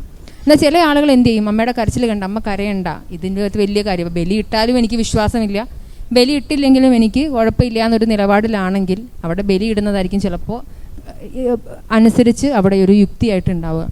പക്ഷേ ചില കാര്യങ്ങൾ, ഇപ്പോൾ നാളെ ഞാൻ പോയി തലയിൽ തട്ടമൊക്കെ ഇട്ട് വന്ന് ഞാൻ ഇതുപോലെ വേറൊരു മതത്തിൽ ചേർന്നു, അല്ലെങ്കിൽ അമ്പലത്തിൽ പോയി കുറിയൊക്കെ തൊട്ട് വരുന്ന ഒരു സാഹചര്യം വന്നാൽ, അല്ലെങ്കിൽ പള്ളിയിൽ പോയിട്ട് പേരൊക്കെ മാറ്റി വേറൊരു പേരിൽ ക്രിസ്ത്യാനിയായിട്ട് വരുന്നൊരു ഘട്ടം വന്നു കഴിഞ്ഞാൽ നിങ്ങൾ എനിക്കെതിരെ സംസാരിക്കും, ഉറപ്പല്ലേ? എനിക്കെതിരെ സംസാരിക്കും, എനിക്കെതിരെ പ്രതിഷേധം രേഖപ്പെടുത്തും, എന്നോട് വിമർശിക്കും. ഇത്ര നാൾ നീ പറഞ്ഞത് ചുമ്മാ പറഞ്ഞതല്ലേ, ഇപ്പം നിനക്കതിന് പറ്റുന്നില്ല, ഇങ്ങനെ നാട്ടുകാരുടെ അടുത്ത് നീ ഇതിനത് പറയാൻ പോയത് എന്നൊരു ചോദ്യം ഉൾപ്പെടെ വരും. സ്വാഭാവികമാണ്, ഞാനത് ഫേസ് ചെയ്യാനായിട്ട് തയ്യാറായിരിക്കണം. ഇപ്പോൾ പല ആളുകൾ, ഇപ്പോൾ നമ്മുടെ നാട്ടിൽ എല്ലാവരും തന്നെയൊന്നും പറയുന്ന പോലെ മതത്തിൽ നിന്ന് ഉപേക്ഷിച്ച് വന്ന ആളുകൾ. അതുകൊണ്ട് തന്നെ ചെറുപ്പക്കാർക്ക് വിവാഹം കഴിക്കാനായിട്ട് ഒരുപാട് ആളുകൾ ഞങ്ങൾക്ക് പെണ്ണിനെ കിട്ടുന്നില്ല, അല്ലെങ്കിൽ ഇങ്ങനെ പറ്റുന്നില്ല എന്നൊക്കെ പറയാറുണ്ട് വളരെ സംസാരിക്കുന്ന സമയത്ത്. അപ്പോൾ അതുകൊണ്ട് നിങ്ങൾ മതവിശ്വാസിയായി വിവാഹം കഴിക്കണമെന്നൊന്നുമില്ല. നമ്മൾ എങ്ങനെയാണ് ഒരാളിലേക്ക് വിവാഹം കഴിക്കാൻ എത്തുക? നമ്മൾക്ക് ആദ്യം ഒരാളോട് പ്രണയം തോന്നണം. സ്വാഭാവികമായി പ്രണയത്തിൽ എത്തുന്നതിന് മുന്നേ വ്യക്തിയെ ഇഷ്ടപ്പെടണം, അയാളുടെ സംസാര ശൈലി ഇഷ്ടപ്പെടണം, അയാളോട് ഫിസിക്കലായിട്ടുള്ള അട്രാക്ഷൻ ഉണ്ടാവണം. നമ്മൾ എന്ത് ചെയ്യും? വിവാഹത്തിലേക്ക് എത്തുന്നു, പ്രണയത്തിലേക്ക് എത്തുന്നു. പ്രണയിച്ച് മുന്നോട്ട് പോകുന്ന സമയത്ത് വിവാഹം, അത് ലീഗലി ബോണ്ടിങ് വേണമെന്ന് തോന്നുന്ന സമയത്ത് നമ്മൾ എന്ത് ചെയ്യും? വിവാഹത്തിലേക്ക് എത്തുന്നു. ഈ വിവാഹത്തിലേക്ക് എത്തുന്ന ഘട്ടത്തിൽ അവിടെ ജാതിയോ മതമോ മറ്റ് പ്രശ്നങ്ങൾ, മറ്റുള്ള കാര്യങ്ങൾ, അത്രയും നാളും പ്രണയിച്ച് നടന്നപ്പോൾ ഇല്ലാത്ത ഒരു കാരണങ്ങളും അവിടെ പ്രശ്നമായി വരാതെ വിവാഹം കഴിക്കുന്നിടത്താണ് കൃത്യമായി സ്വാതന്ത്ര്യം നടപ്പിലാക്കപ്പെടുന്നത്. അല്ലാതെ അത്രയും നാൾ പ്രണയിച്ച് നടന്നതിന് ശേഷം കല്യാണത്തിന് എത്തുന്ന സമയത്ത് എനിക്ക് താലി കെട്ടണം, അല്ലെങ്കിൽ എനിക്ക് ഇത്ര രൂപ സ്ത്രീധനം വേണം, അല്ലെങ്കിൽ ഞാൻ ഇങ്ങനെ ആർഭാടപൂർവ്വം വിവാഹം കഴിക്കും, അല്ലെങ്കിൽ കഴിച്ചാൽ മാത്രമേ വിവാഹം നടക്കുള്ളൂ എന്നുള്ള നിബന്ധനകൾ വെക്കുന്നത് ആദർശമില്ലാത്ത പരിപാടിയാണെന്ന് തന്നെയാണ് വ്യക്തിപരമായ അഭിപ്രായം. പിന്നെ ചിലതൊക്കെ സാഹചര്യങ്ങളും സന്ദർഭങ്ങളും അനുസരിച്ച്, ചിലർക്ക് കരഞ്ഞു പിഴിയുന്ന വീട്ടുകാർ, അല്ലെങ്കിൽ ആ വിവാഹം വലിയൊരു പ്രശ്നമല്ല, വിവാഹം കഴിച്ചു കഴിഞ്ഞാൽ ചില ആളുകൾ പറഞ്ഞിട്ടുണ്ട്, ഇപ്പോൾ ഞാൻ വിവാഹം കഴിച്ചു കഴിഞ്ഞാലും എനിക്ക് സ്വതന്ത്രമായിട്ട് എൻ്റെ ഭാര്യയെ കൊണ്ടുമാറി താമസിക്കാമല്ലോ, ശല്യം ഒഴിഞ്ഞല്ലോ എന്ന് വിചാരിച്ച് കളിക്കുന്നത്, ഇതൊക്കെ ഡിഫറൻ്റ് ആണ്. അവിടെയൊക്കെ പോലും വ്യക്തി എന്ന് പറയുന്നതാണ് ഇമ്പോർട്ടൻറ്റ്. അയാളെ വിമർശിക്കാം, എതിർക്കാം, ആക്ടിനെ നമുക്ക് എതിർക്കാം എന്നതിനേക്കാൾ ഉപരിയായി അയാൾ അങ്ങനെ തന്നെ ചെയ്തിരിക്കണം എന്ന് പറയാൻ എനിക്കെന്നല്ല ആർക്കും അധികാരാവകാശങ്ങൾ ഇല്ല എന്നുള്ളതാണ്. അതാണ് ഇന്ത്യൻ ജനാധിപത്യം ഒരു പൗരന് കൊടുക്കുന്ന അവകാശം. അവിടെ വേറൊരാളുടെ സ്വാതന്ത്ര്യം ഹനിക്കപ്പെടാനും പാടില്ല, അയാൾക്ക് തീരുമാനമെടുക്കാനുള്ള അധികാരവും ഉണ്ടാവണം. അതേസമയം അയാൾ പറഞ്ഞതിന് ഘടകവിരുദ്ധമായാണ് ഒരു കാര്യം ചെയ്യുന്നതെങ്കിൽ അയാൾ വിമർശനം നേരിടുകയും ചെയ്യണം. വിമർശനം നേരിട്ടിട്ട് അയ്യോ എന്നെ വിമർശിക്കുന്നതെന്ന് പറഞ്ഞ് കരയാനോട്ട് പോകാനും നിൽക്കരുത് എന്നാണ് എനിക്ക് പറയാനുള്ളത്. പിന്നെ സ്വാഭാവികമായി ഞാൻ പറഞ്ഞല്ലോ, ഒരാൾ ജനിച്ച് മരിക്കുന്നവരെ നമ്മളെ അത്രയ്ക്കൊരു അവസ്ഥയിലാണ് നമ്മൾ, അത്രയധികം മതം തിങ്ങിയൊരു സമൂഹത്തിലാണ് നമ്മൾ ജീവിക്കുന്നത്. ആൾ വൈവാഹിക വേള ജനിക്കുന്നു, നൂലുകെട്ട്, പിന്നീട് കുട്ടീൻ്റെ അടുത്ത ഘട്ടത്തിൽ വിവാഹത്തിലേക്ക് വരുമ്പോൾ വിവാഹം കഴിഞ്ഞുള്ള ചടങ്ങുകൾക്ക് മറത്തിൽ വരെ മതം കലരുന്ന ഒരു സമൂഹത്തിൽ ഇതിൻ്റെ എല്ലാ ഫേസുകളെയും നമ്മൾ കഷ്ടപ്പെട്ട് ഫേസ് ചെയ്യേണ്ടി വരികയാണ്. ഈ ഘട്ടങ്ങളെല്ലാം ഫേസ് ചെയ്യേണ്ടി വരുന്നൊരു ഗതികേട് നമുക്കുണ്ട്. ഇപ്പം ഞാൻ ഓരോ ദിവസവും പുതിയ ആളുകളെ പരിചയപ്പെടുമ്പോൾ അവർ ഏതെങ്കിലും തരത്തിലൊരു മതത്തിൽ നിന്നും പുറത്തേക്ക് പോകുന്ന, അതിൽ സർവൈവ് ചെയ്യുന്ന, ബുദ്ധിമുട്ടുന്ന, കഷ്ടപ്പെടുന്ന, ഒറ്റപ്പെടുന്ന ആളുകളൊക്കെയാണ്. നമ്മളും ഏതെങ്കിലുമൊക്കെ ഒരു ഘട്ടത്തിൽ ഒറ്റപ്പെടുകയും ഒഴിവാക്കി നിർത്തപ്പെടുകയും ചെയ്യുന്ന ആളുകൾ തന്നെയാണ് നമ്മളെല്ലാവരും. ചില ആളുകൾക്ക് അങ്ങനെ മതത്തിൽ നിന്നെല്ലാം ഒഴിവായി സക്സസ്ഫുള്ളായി ജീവിക്കാൻ പറ്റുന്നുണ്ടെങ്കിൽ ഓക്കെ, നല്ല കാര്യം. പക്ഷെ എല്ലാവരുടെയും ജീവിതവും അങ്ങനെ അല്ലാതെ കഷ്ടപ്പെടുന്ന ആളുകളുമുണ്ട്. സ്വയം യുക്തിവാദിയാണല്ലോ, എത്തിസ്റ്റാണെന്ന് പ്രഖ്യാപിച്ചതിന് ശേഷം ഒരു ബിസിനസ് നടത്താൻ പോകുമ്പോൾ അവിടെ പ്രത്യാഘാതങ്ങൾ നേരിടുന്ന ആളുകളുണ്ട്. എൻ്റെ മകനെയോ മകളെയോ ഞാൻ നാളെ അങ്ങനെ വളർത്താൻ പോകുമ്പം ഞാൻ എൻ്റെ കോളേജ് ഘട്ടത്തിൽ അല്ലെങ്കിൽ സ്കൂളിൽ എൻ്റെ വർക്ക് സ്പേസിൽ ഞാൻ ഇപ്പോൾ നേരിടുന്ന ഒരു പ്രതിസന്ധിയും പ്രശ്നമുണ്ട്. എനിക്കൊരു ജോലി കിട്ടാൻ, ഞാൻ ഇത്രയും ഓപ്പണായിട്ടൊരു എത്തിസ്റ്റാണെന്ന് പ്രഖ്യാപിച്ച് ഒരു സ്വതന്ത്രയുടെ ഭാഗമായി നിൽക്കുമ്പോൾ ഞാൻ ഫേസ് ചെയ്യുന്ന പ്രശ്നങ്ങളുണ്ട്. ഞാനത് ഓപ്പണായിട്ട് ഒരിടത്തും സംസാരിക്കുന്നില്ല എന്ന് മാത്രമേ ഉള്ളൂ. അപ്പം നമുക്ക് ഈ പറയുന്ന എല്ലാ സാഹചര്യങ്ങളും ഇവിടെ ഉണ്ട്. പക്ഷേ ഞാൻ പറഞ്ഞതുപോലെ വലിയ വായിൽ വർത്തമാനമൊക്കെ പറഞ്ഞ് പിന്നീട് അതൊരു പ്രതിസന്ധിയിലേക്ക് വന്നു കഴിയുമ്പോൾ അതിനെ വിമർശിക്കാം, തീർച്ചയായിട്ടും വിമർശിക്കാം. പക്ഷേ ഗതികേട് കൊണ്ട് ചെയ്തു പോകുന്ന ആളുകൾ ഗതികേട് കൊണ്ട് തന്നെ ചെയ്യുന്നതാണ്. എന്തായാലും മതത്തിന് മുന്നിൽ മുട്ടുമടക്കുകയാണ് ചെയ്യുന്നത്. അങ്ങനെ വരുമ്പോൾ മുട്ടുമടക്കി എന്നാണ്, കൂടുതൽ ഡെക്കറേഷൻ ഒന്നും വേണ്ട. മതം അത്ര ഭീകരനാണ് നമ്മൾ വിചാരിക്കുന്ന പോലെയല്ല. ഇപ്പോൾ എലക്ഷൻ കഴിഞ്ഞു, റിസൾട്ട് വന്നു.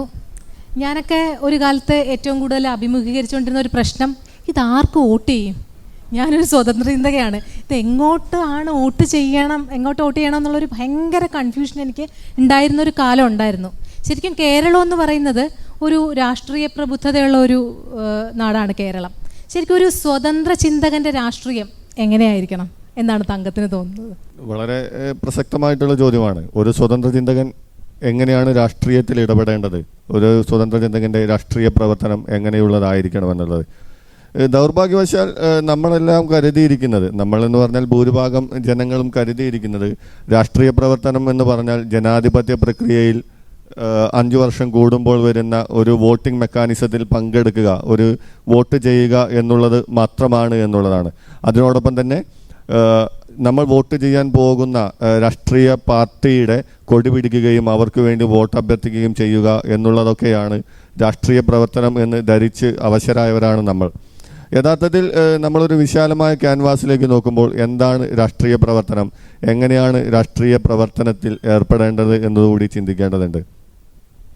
ഇപ്പോൾ നമ്മൾ നേരത്തെ പറഞ്ഞതുപോലെ തന്നെ രാഷ്ട്രീയത്തിൻ്റെ കുറേ കാര്യങ്ങളൊക്കെ സൂചിപ്പിക്കുകയുണ്ടായി.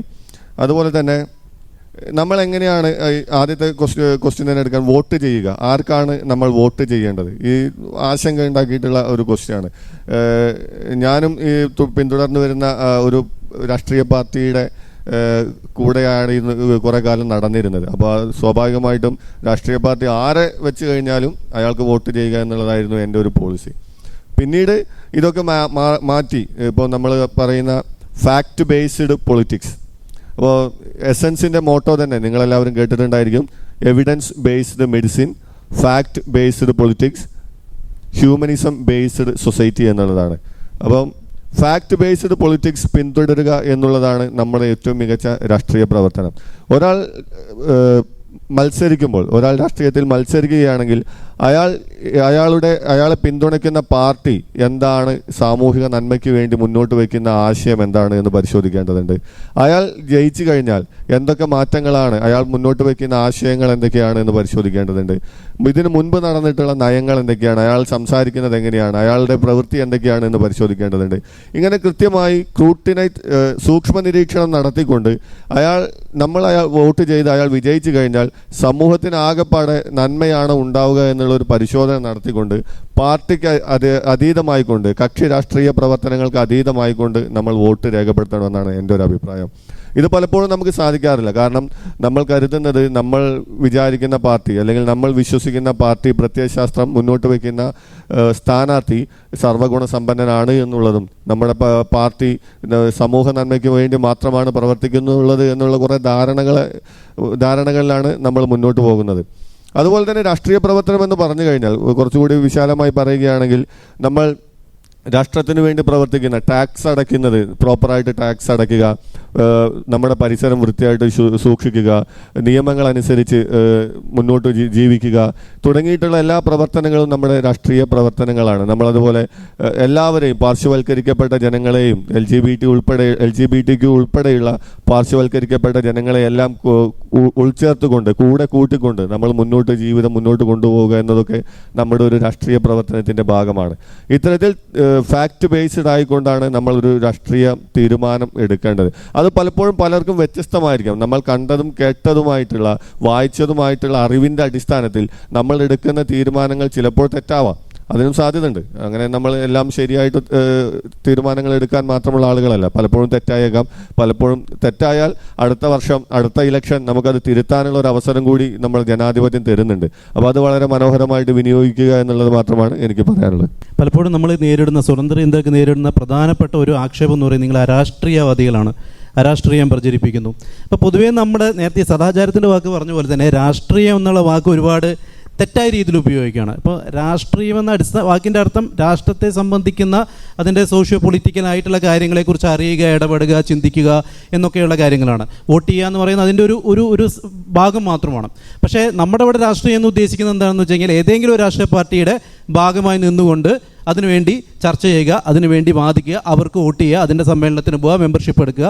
ഇങ്ങനെ ഏതെങ്കിലും ഒരു കക്ഷി രാഷ്ട്രീയത്തിൻ്റെ ഭാഗമായി നിന്നുകൊണ്ട് മാത്രമേ നിങ്ങൾക്ക് രാഷ്ട്രീയ പ്രവർത്തനം സാധ്യമാകൂ എന്നുള്ളതാണ് പലപ്പോഴും രാഷ്ട്രീയവാദികൾ ഉന്നയിക്കുന്നത്. അതിൻ്റെ ഭാഗമല്ലാത്ത എല്ലാ ആളുകളും അരാഷ്ട്രീയവാദികളാണ്. അപ്പോൾ സ്വാഭാവികമായിട്ടും നമ്മൾ രാഷ്ട്രത്തെക്കുറിച്ച് അറിയണം, അതിൻ്റെ സിവിക്കായിട്ടുള്ള അതിൻ്റെ സ്ട്രക്ചറിൽ നമ്മൾ ഇടപെടും. ഒരു പൗരബോധത്തോടു കൂടി തന്നെ ഈ രാഷ്ട്രത്തെ ജനാധിപത്യ മര്യാദകൾ ഉൾക്കൊണ്ടുകൊണ്ട് ഈ പ്രക്രിയയിൽ പൗരബോധത്തോടെ ഇടപെടുന്ന ഏതൊരു വ്യക്തിയും രാഷ്ട്രീയ പ്രവർത്തകനാണ്. അതിൽ നിന്ന് മാറി നിൽക്കാൻ സത്യത്തിൽ ആർക്കും സാധിക്കില്ല എന്നുള്ളത്. അത് മാറി നിന്ന് കഴിഞ്ഞാൽ അത് ജനാധിപത്യത്തിൻ്റെ ശക്തിയെ തന്നെയാണ് ബാധിക്കുന്നത്. അല്ലാതെ നിങ്ങൾ ഏതെങ്കിലും ഒരു പാർട്ടി ബേസ് ചെയ്ത് നിങ്ങൾക്ക് പ്രവർത്തിക്കാം, അല്ലാതെയും പ്രവർത്തിക്കാം. എല്ലാം അടിസ്ഥാനപരമായിട്ട് രാഷ്ട്രീയ പ്രവർത്തനമാണ്. പക്ഷേ നിങ്ങൾ കക്ഷി രാഷ്ട്രീയത്തിൻ്റെ പിറകെ പോകുമ്പോൾ സ്വാഭാവികമായിട്ടും ഹരീഷ് സൂചിപ്പിച്ച രീതിയിലുള്ള അപജയങ്ങൾ അവിടെ നിങ്ങൾ സ്വതന്ത്രനല്ലാതായി തീരും. അങ്ങനെ ഒരു അപജയങ്ങളിലേക്ക് പോവുകയും ചെയ്യും. എനിക്ക് തോന്നുന്നത് ഒരു നല്ല സ്വതന്ത്രചിന്തകനാണ് ഏറ്റവും നല്ല ഒരു രാഷ്ട്രീയ ജീവിയാകാൻ പറ്റുന്നതെന്നാണ്. കാര്യം നമുക്ക് ഈ പറഞ്ഞ പോലെ എന്താ പറയുക, ബയാസുകളൊന്നും, നമുക്ക് എവിഡൻസ് ഉണ്ട്, മെറിറ്റ് ഉണ്ട്. ഓക്കെ, നമ്മളിപ്പോൾ എസൻസ് ഗ്ലോബലിനെതിരെ നിന്നിരുന്ന പ്രധാനപ്പെട്ട ഒരു ആരോപണമാണ് നമ്മൾ സംഘികളാണ് എന്ന് പറയുന്നുണ്ട്. ഈ കർഷക ബില്ല് പാസ്സാക്കുന്ന സമയത്ത് വളരെ നല്ല ബില്ലായിരുന്നു, നമ്മളതിനെ സപ്പോർട്ട് ചെയ്തു, നമ്മൾ സംഘികളായി. പക്ഷേ BJP എന്ത് ചെയ്തു? സമരം വന്നു, കർഷക ബില്ല് എടുത്തു കളഞ്ഞു. അപ്പോഴും നമ്മൾ കർഷക ബില്ലിനെ സപ്പോർട്ട് ചെയ്തു, പക്ഷേ നമ്മളെ പിന്നെയും സംഘികളാക്കി തുടർന്നു. BJP എടുത്ത് കളഞ്ഞിട്ട് പോലും നമ്മളതിനെ പിന്തുണച്ചത് ആ ബില്ലിന് മെറിറ്റുള്ളതിനെ കൊണ്ടായിരുന്നു. നമ്മളതിൻ്റെയൊക്കെ ഒരുപാട് വീഡിയോകൾ ചെയ്യുകയും ചർച്ച ചെയ്യുകയും ചെയ്തിട്ടുണ്ട്. അപ്പോൾ നമുക്കൊരു വിഷയത്തിൽ അല്ലെങ്കിൽ ഇതൊരു രാജ്യത്തിന് നല്ലൊരു കാര്യമാണെങ്കിൽ അതിനെ പിന്തുണയ്ക്കുക എന്ന് പറയുമ്പോൾ അതിനെ പിന്തുണയ്ക്കുന്ന നമുക്ക് സാധിക്കുന്നത് നമ്മൾ സ്വതന്ത്രമായി ചിന്തിക്കുന്നതുകൊണ്ടാണ്. അതുമാത്രമല്ല, ഇപ്പോൾ ഒരാൾ എങ്ങനെയാണ് ഒരു പാർട്ടിയുടെ അണി ശരിയും തെറ്റും തീരുമാനിക്കുന്നത്? പാർട്ടി നേതൃത്വം എടുക്കുന്ന തീരുമാനമാണ് അതിൻ്റെ ശരിയും തെറ്റും, അല്ലേ? അവർ ഇത്രയും നേരം പറഞ്ഞു ഇത് ഇരിക്കുന്നത് ചക്കയല്ല, ഇത് മുയലാണ് എന്ന് പറയുമ്പോൾ എന്നാൽ ഇന്ന് മുതൽ എല്ലാ പാർട്ടികൾക്കത് മുയലാണ്. നിങ്ങൾ തൃശ്ശൂർ സുരേഷ് ഗോപി അല്ലാതെ വേറൊരാളായിരുന്നു ജയിച്ചിരുന്നെങ്കിൽ അവിടെ എന്തായി? നല്ല അണികളായേനെ. സുരേഷ് ഗോപി ജയിച്ചതോടുകൂടി തൃശ്ശൂരുകാർ മൊത്തം ചാണകങ്ങളായി. അപ്പോൾ ജയിച്ചു കഴിയുമ്പോൾ ഈ അവഹേളനങ്ങൾ ഇങ്ങനെ തുടരും.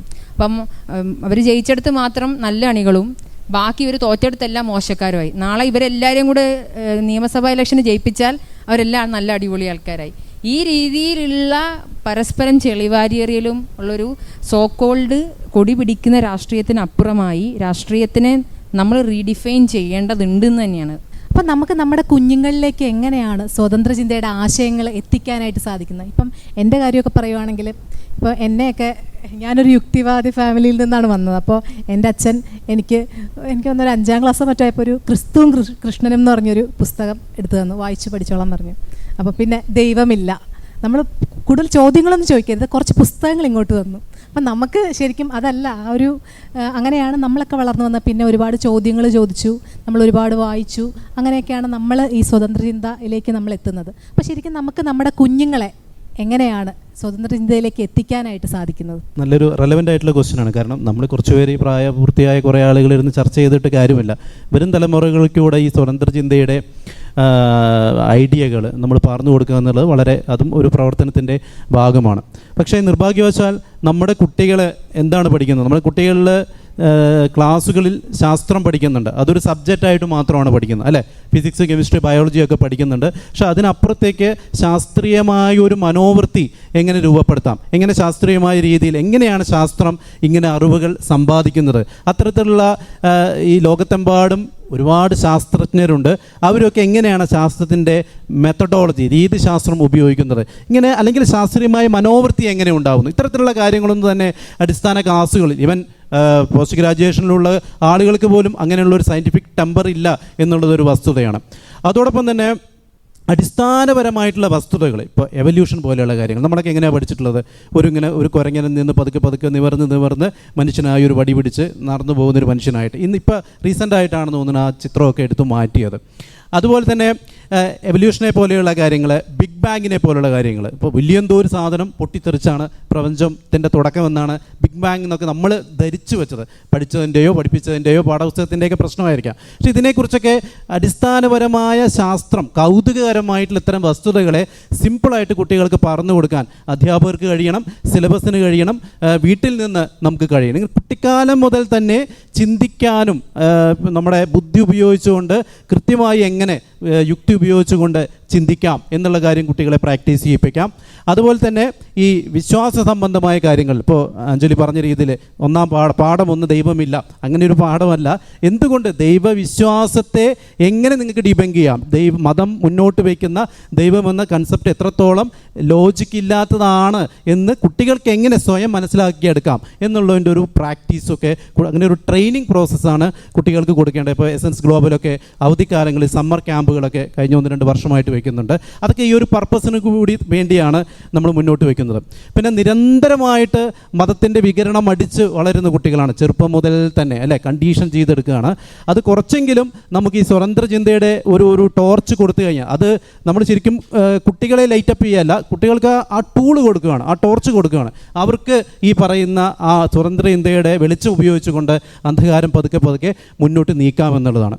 മറ്റൊരു കാര്യം എന്ന് പറയുന്നത് നേരത്തെ പറഞ്ഞ നമ്മുടെ മൂല്യബോധമാണ്. ഇപ്പോൾ ആധുനിക മൂല്യവ്യവസ്ഥയിലേക്ക് കുട്ടികളെ കൈപിടിച്ച് നടത്തുക ചെറുപ്പം മുതൽ തന്നെ. എന്താണ് ഓരോ ഇൻഡിവിജ്വൽ, ഇൻഡിവിജ്വലിൻ്റെ പ്രാധാന്യം എന്താണ്, അല്ലെങ്കിൽ ഒരു ഗോത്രബോധത്തെ സംബന്ധിച്ചിടത്തോളം ഇൻഡിവിജ്വലിന് പ്രാധാന്യമല്ല, അവിടെ കൂട്ടത്തിനാണ് പ്രാധാന്യം, അല്ലേ. അതിൽ മാറ്റി ഇൻഡിവിജ്വലിസ്റ്റ് ഇമ്പോർട്ടൻ്റ് ആണ്. ഓരോ വ്യക്തിയും വളർന്നു വരുന്ന സമയത്ത് അവർ ഈ സമൂഹത്തിലുള്ള, ഈ രാജ്യത്തെ ഇൻഡിവിജ്വലായിട്ടുള്ള ഈക്വലായിട്ടുള്ള പൗരന്മാരാണ്. ആ മൂല്യബോധങ്ങൾ നമ്മൾ പറഞ്ഞു കൊടുക്കണം.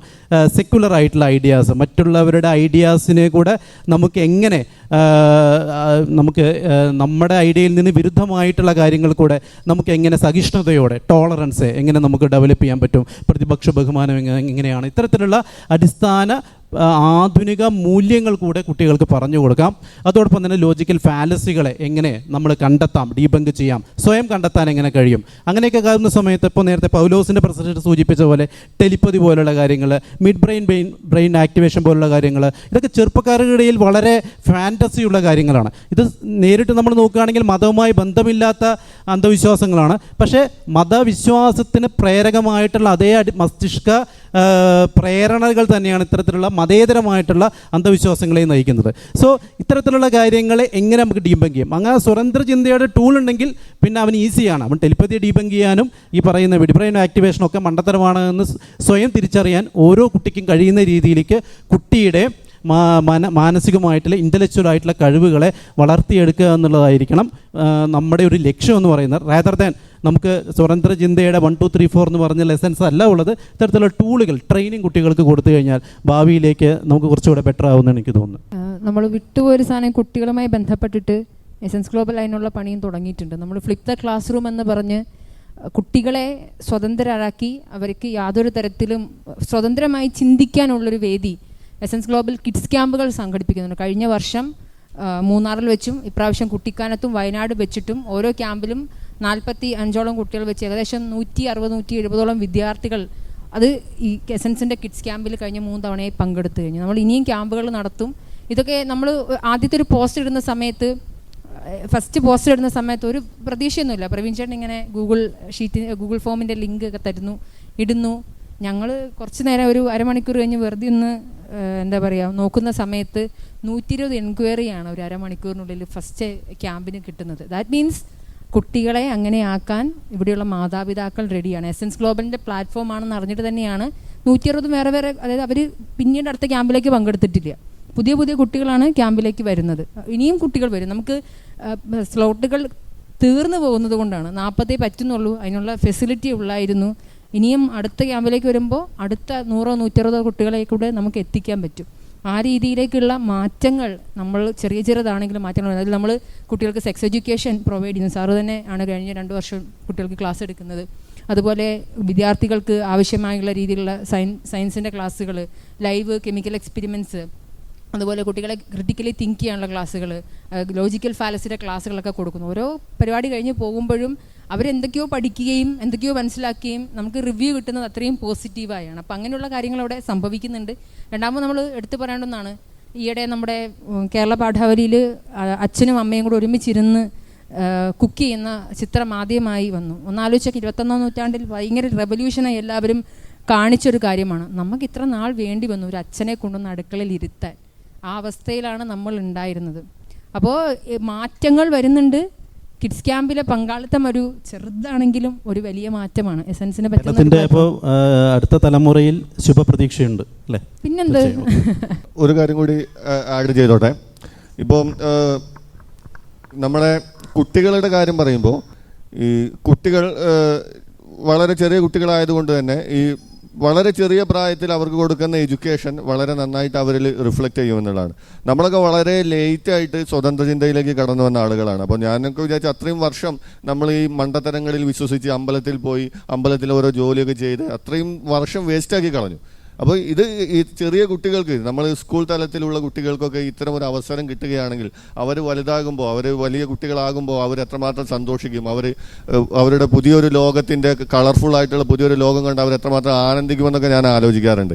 അപ്പോൾ അത്തരം ഒരു ലോകത്തിലേക്കാണ് നമ്മൾ ഈ എസൻസ് ഗ്ലോബലിൻ്റെ നേതൃത്വത്തിൽ ക്യാമ്പുകൾ നടത്തുന്നതും. ഇപ്പോൾ ഈ ഒരു പ്രോഗ്രാം പോലും, ഈ ഒരു പ്രോഗ്രാമിൽ പങ്കെടുത്ത ഭൂരിഭാഗം പേരും തങ്ങളുടെ മക്കളെങ്കിലും ഈ മണ്ടത്തരം വിശ്വസിക്കരുതെന്ന് ആഗ്രഹിക്കുന്ന ആളുകളായിരിക്കും. അപ്പോൾ അത്തരത്തിൽ സ്വന്തം മക്കളെയും സ്വന്തം വീട്ടുകാരെയൊക്കെ പറഞ്ഞ് മനസ്സിലാക്കാനുള്ള ഒരു നേരിയ ശ്രമമെങ്കിലും നമ്മുടെ ഭാഗത്തു നിന്ന് ഉണ്ടാവും എന്നുള്ളതാണ്. അത്തരം ശ്രമങ്ങൾ ഉണ്ടായാൽ തന്നെ നമ്മുടെ ഇത്തരം സെമിനാറുകളും ഇത്തരം വീഡിയോകളും ഒക്കെ അത്തരം ശ്രമങ്ങൾ ഉണ്ടെങ്കിൽ തന്നെ നമ്മൾ ഏകദേശം സക്സസ് ആയി. അപ്പോൾ അതിലേക്കുള്ള ഒരു ശ്രമമാണ്. നമുക്ക് എല്ലാവർക്കും ഒരുമിച്ച് അത്തരമൊരു ശ്രമത്തിലേക്ക് നല്ലൊരു നാളെ തീർക്കുവാൻ വേണ്ടി ഒരുമിച്ച് മുന്നോട്ട് പോകാമെന്നാണ് എനിക്ക് പറയാനുള്ളത്. സർ, ഇപ്പോൾ ഈ അടുത്ത കാലത്ത് ഈ ആവേശം സിനിമയുടെ ഒക്കെ പ്രൊമോഷൻ്റെ ഭാഗമായിട്ട് ഫഹദ് ഫാസിൽ താനൊരു ADHD എന്ന് പറഞ്ഞൊരു രോഗാവസ്ഥയിലാണ് എന്നുള്ളത് പറഞ്ഞിരുന്നു. അപ്പോൾ എന്താണ് ആ രോഗാവസ്ഥ എന്നുള്ളതിനെ കുറിച്ചും അതെങ്ങനെയാണ് ക്ലിനിക്കലി ഡയഗ്നോസിസ് ചെയ്യുക എന്നുള്ളതിനെ കുറിച്ചും ഒന്ന് അറിഞ്ഞുകൊള്ളാം. എന്തായാലും ടോപ്പിക്കുമായി നേരിട്ട് ബന്ധമില്ലെങ്കിൽ പെട്ടെന്നൊന്ന് പറയാം. Attention deficit hyper activity disorder എന്നുള്ളതിൻ്റെ ഷോർട്ട് ഫോമാണ് ADHD എന്ന് പറയുന്നത്. ഇത് ബേസിക്കലി കുട്ടികളിലാണ് ഇത് കൂടുതൽ പ്രശ്നങ്ങൾ ഉണ്ടാക്കുന്നത്. പ്രായപൂർത്തി ആളുകളിലും ഈ അസുഖം കാണാം. കുട്ടികളിൽ തന്നെ, അതായത് ആ ഒരു കുട്ടികൾക്ക് കോൺസെൻട്രേറ്റ് ചെയ്യാൻ ശ്രദ്ധ കേന്ദ്രീകരിക്കാനുള്ള ബുദ്ധിമുട്ടും, അതോടൊപ്പം തന്നെ അവർ ഹൈപ്പർ ആക്റ്റീവ് ആയിരിക്കും. ഓവറായിട്ട് ഇപ്പോൾ ഒതുങ്ങിയിരിക്കാത്ത കുട്ടികൾ, എല്ലാ സമയത്തും ഒരു പിരിപിരിപ്പ് കാണിക്കുന്ന കുട്ടികൾ, ക്ലാസ്സിലാണെങ്കിലും വീട്ടിലാണെങ്കിലും പ്രത്യേകിച്ച് പഠിക്കാനിരിക്കുന്ന സമയത്ത്. അപ്പോൾ ഇങ്ങനെയുള്ള സ്വഭാവ സവിശേഷതകളുള്ള കുട്ടികളെ സൂചിപ്പിക്കുന്ന ഒരു പദമാണ് attention deficit hyper activity disorder. ഇത് ചില തലച്ചോറിൽ സംഭവിക്കുന്ന ചില ന്യൂറോ ട്രാൻസ്മിറ്റേഴ്സിൻ്റെ ഒക്കെ പ്രശ്നം, അല്ലെങ്കിൽ നമ്മുടെ അറ്റൻഷൻ ഫോക്കസ് ചെയ്യാനുള്ള തലച്ചോറിൻ്റെ ബുദ്ധിമുട്ടിൻ്റെയൊക്കെ ഭാഗമായിട്ട് വരുന്ന ഒരു കണ്ടീഷനാണ് ഇത്. സാധാരണ കുട്ടികളിലാണ് കൂടുതൽ കണ്ടുവരുന്നതെന്നല്ല, കുട്ടികളിലാണ് കൂടുതൽ പ്രശ്നം ഉണ്ടാക്കുന്നത്, അതിൽ കൂടുതൽ എവിഡൻ്റ് ആവുന്ന ഈ സിംറ്റംസ്. പക്ഷേ പ്രായപൂർത്തിയായ ആളുകളിലും ഏകദേശം ഒരു 1/3 ആളുകളിലും ഇതിൻ്റെ സിംറ്റംസ് കണ്ടിന്യൂ ചെയ്യുന്നെന്നാണ് പറയുന്നത്. അതിൽ പ്രധാനമായും ഈ ഹൈപ്പർ ആക്ടിവിറ്റി ഒരു പരിധി വരെ പ്രായപൂർത്തിയാവുന്നതോടുകൂടി നിൽക്കും. നമ്മൾ കുറച്ച് ഈ പറയുന്ന സോഷ്യലൈസ് ചെയ്യാൻ പഠിക്കുന്നതോടുകൂടി എങ്ങനെ നമ്മുടെ ഈ ഹൈപ്പർ ആക്ടിവിറ്റി സ്വയം കൺട്രോൾ ചെയ്ത് നമ്മൾ പഠിക്കും. പക്ഷേ ഈ ഇന്നറ്റൻഷൻ അവിടെ തന്നെ ഉണ്ടാവും. ശ്രദ്ധ കേന്ദ്രീകരിക്കാനുള്ള ബുദ്ധിമുട്ട് ഇത്തരം വ്യക്തികളിൽ വളരെ ബുദ്ധിമുട്ടായിരിക്കും. സീരിയസ് ആയിട്ട് ഒരുപാട് നേരം അറ്റൻഷൻ സ്പാൻ വേണ്ടുന്ന കാര്യങ്ങളിൽ അവർക്ക് ബുദ്ധിമുട്ട് അനുഭവപ്പെടാറുണ്ട്. അതുപോലെ തന്നെ അക്ഷമരായിരിക്കും പെട്ടെന്ന് തന്നെ. ഇപ്പോൾ നമ്മളൊരു ക്യൂ നിൽക്കുന്ന സമയം അല്ലെങ്കിൽ ഊഴം കാത്ത് നിൽക്കുക, ഇത്തരം കാര്യങ്ങൾക്കൊക്കെ അവർ പെട്ടെന്ന് ബോറടിക്കും. അവർക്ക് അക്ഷമ പെട്ടെന്ന് നശിക്കും. അതുപോലെ തന്നെ ഇമ്പൾസീവായിട്ട് ബിഹേവ് ചെയ്യുക, പെട്ടെന്ന് ദേഷ്യം വന്നാൽ ചാടിക്കരുത്, നമ്മൾ ഒറ്റ ബുദ്ധിക്ക് പെരുമാറുക എന്നൊക്കെ പറയില്ലേ, അതുപോലെ പ്രശ്നങ്ങളിലേക്ക് വിടുക. റാഷ് ഡ്രൈവിംഗ് കാണിക്കുക, കൂടുതൽ ലഹരിയോട് ആസക്തി കാണിക്കുക, ഇന്റർപേഴ്സണൽ റിലേഷൻഷിപ്പുകളിൽ പ്രശ്നങ്ങളുണ്ട്. ഇതൊക്കെയാണ് പ്രായപൂർത്തിയ ആളുകളിൽ ഇത് കാണുന്നത്. സോ ഇപ്പോൾ ഇദ്ദേഹം വളരെ കോമൺ ആയിട്ടുള്ള കാര്യമാണ്. ഇപ്പോൾ നമ്മുടെ നടൻ ഇത് പറഞ്ഞതുകൊണ്ട് മാത്രം ഇത് കുറച്ചൊരു ആളുകൾക്കിടയിൽ പോപ്പുലറായെന്ന് മാത്രം. ആൾറെഡി കുട്ടികളിൽ ഒരുപാട് നമ്മൾ ഡയഗ്നോസ് ചെയ്യുന്ന, ചികിത്സിക്കുന്ന ഒരു കണ്ടീഷനാണ് ADHD എന്ന് പറയുന്നത്. അപ്പോൾ ഓപ്പൺ ഡയലോഗ്സ് മലയാളിയും സ്വതന്ത്ര ചിന്തയും എന്ന ഈ ഒരു സെഷൻ ഇവിടെ അവസാനിക്കുവാണ്. അപ്പോൾ ഇത്രയും നേരം ഇത് വളരെ ക്ഷമയോടെ ശ്രവിച്ചിരുന്ന നിങ്ങളോട് ഏവരോടും നന്ദി രേഖപ്പെടുത്തുന്നു. നന്ദി, നമസ്കാരം.